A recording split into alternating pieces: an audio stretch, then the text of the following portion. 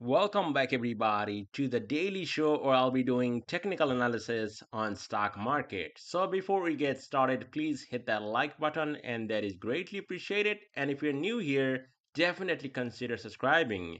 Now, if you want to go above and beyond and support the channel and get all types of fantastic trade ideas, live trading, swing trade ideas, long-term and all the short-term setups, definitely check out my link down below in the description for Patreon. And now let's get right into it, guys. So a couple things I want to show you guys.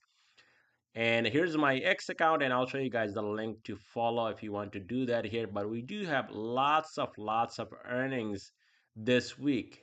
Big earnings: UPS, PayPal, SoFi.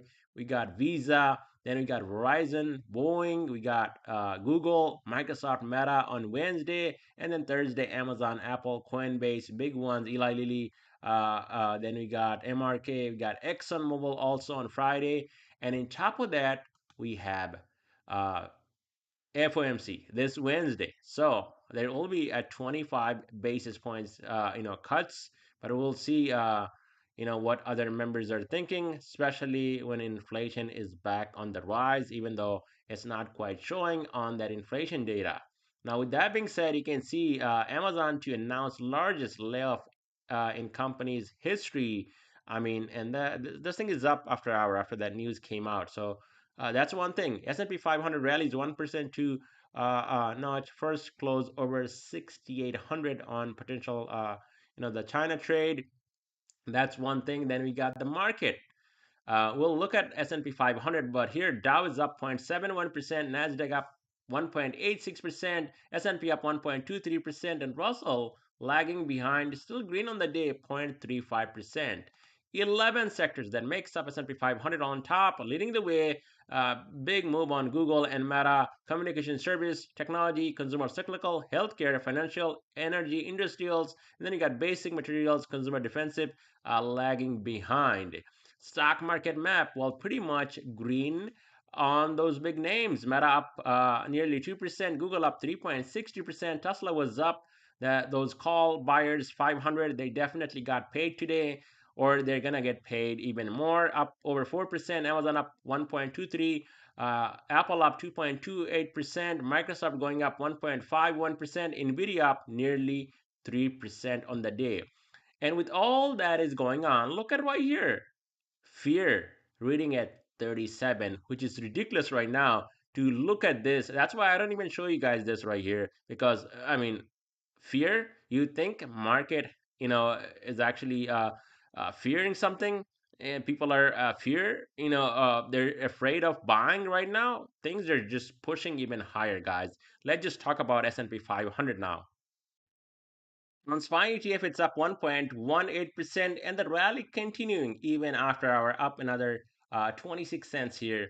And you can see, I mean, almost 686. Now, one thing I want to show you guys, especially when you go back here, back in April, and let's just have a look here, guys. We need to have a look at this. And this is insane. People will say, well, market is just bullish. Let's just buy everything. I mean, look at this move here. It's up, over 40% right now. That is a huge move to the upside in just a couple of months. And what's the return yearly on S&P 500? A lot less than what we got right now. And that is because of one man, Donald J. Trump, right? And still, all it takes one tweet to make it or break it, and so far it's making it. But this is rare, guys, and we need to talk about it. You'll see it in my thumbnail, short everything, and there is a reason for it. This is really rare. You can see time and time over and over, we never stayed that long. I mean, you can see right here, we hit the upper band, immediately down. We came back up, we did not hit, came down. We came back up, we hit the upper band, we came down, right? You can see time and time, same thing happened here. We were hitting against the upper band, but every time we were pulling back into the 5 day, right? Same thing here, same thing happened here, same thing happened here.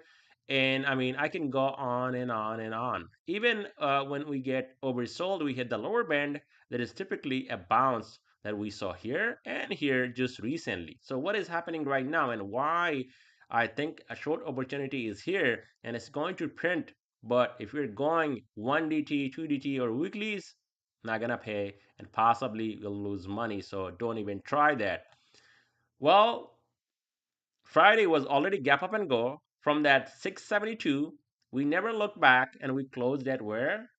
677. And today we gapped up again, gap up and go, and we never looked back. 682 was the low, and we finished at a brand new all time high. And look at the upper band, it's near 682, bottom of this candle, and it's trading at almost 686. So, why? I think there will be a pullback, and that's going to happen at some point, even on the monthly time frame. Look at that, we're outside the Bollinger Band. So that's just insane how market is going up. And I mean, there is actually no deal yet with China. But then when you talk about deals, we heard those deals happening before back in June. Trump was tweeting, everything is fine, the market went higher. So it's going to go back and forth over and over. But I think in the short term, if you're trying to buy this market at this high, I mean, that is going to be a really bad mistake. Now, also, if you're shorting it, don't just go and blindly, like I said, 1DT, 2DT, or weeklies, or even week out. That's probably not going to work unless you're really lucky. Because you guys saw Friday gapped up, and then what happened? I mean, you can see these moves on this 15-minute time frame. Let me just zoom in. So this Friday, we gapped up here, and since gapping up, what happened? Nothing. It was just sideways. And today, it was pretty much sideways up until I would say 1 o'clock, 1:30, and then we slightly went higher. But how much? By how much? Like $2 from the entry. Six opening at almost 683. We went up to 685. So two and a half, $3. That's not a big move, and it just really bad way to go up. So what can happen from here? Well, maybe within days. And don't forget, Kramer tweeted that if there is a lot of rate cuts, market is going to explode, and that's not true.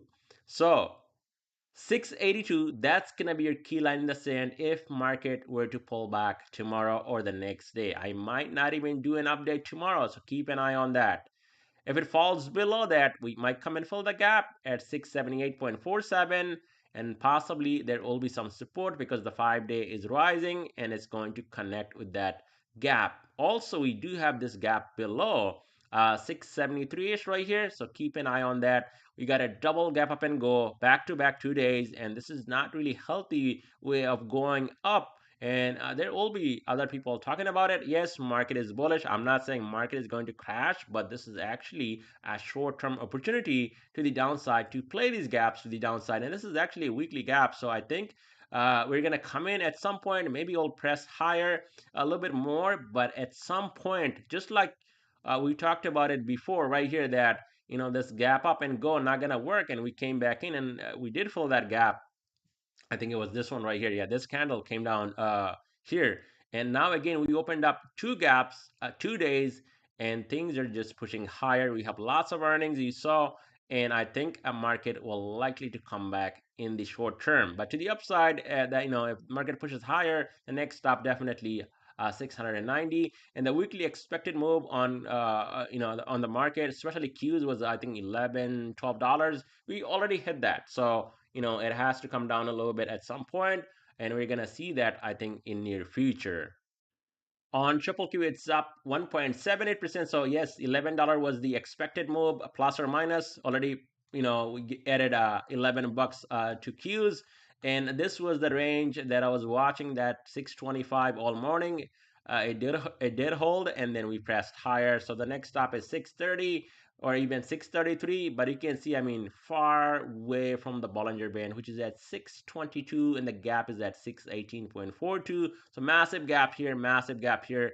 And these gaps are, not just regular, typical gap up and go on some news. I mean, we already gapped up on a Friday. We never looked back, and again, just kept going, right? Non-stop. So that 625 breaks, watch out for a retracement, possibly down to 620 to 618. to close the gap, and maybe we get some tweet from Trump that would help the market to come down and close some of these gaps, unfinished business, and then from here it can definitely press higher. That would be a healthy way of going up after heading that massive move. I mean, it was at right here last Thursday, it was at 600, guys, and now you're talking about $30 move to the upside. That is just insane, insane move. So Dow Jones also up 0.67%, another brand new all-time high. And here, this one did really back off. Almost was trying to close the gap. You can see it right here, 473.71. Just for a couple of pennies, it did not close the gap, but it didn't go up that much crazy like Q's. So if this thing were to come back, there will be support right here at 473. Gap fill reversal can also happen, but this one is also outside the Bollinger Band. So if this thing comes back and gives up 473, we might see a quick drop to 470, even 468 to close this gap. And not to mention, this is a here on Dow, there's like three gaps just opened up recently. So it might just take one tweet, like I said, to close all those gaps to the downside. To the upside, there is not much over 470. We can possibly go up another $3 to $5, maybe 480. But for that to happen, I mean, something has got to give here, guys. And here's the big one, why I think in the short term market will pull back. So what happened today? We gapped up here on IWM as well, right? But this thing went red for a couple of minutes, I think. Right here you can see it came down and almost was going red, and or possibly went red a tiny bit here and then pressed higher, but only up 0.35%. But when you look at it, who's actually outperforming here? Definitely Nasdaq, but the rate cuts are bullish for who? Small caps, and this one is not performing that well.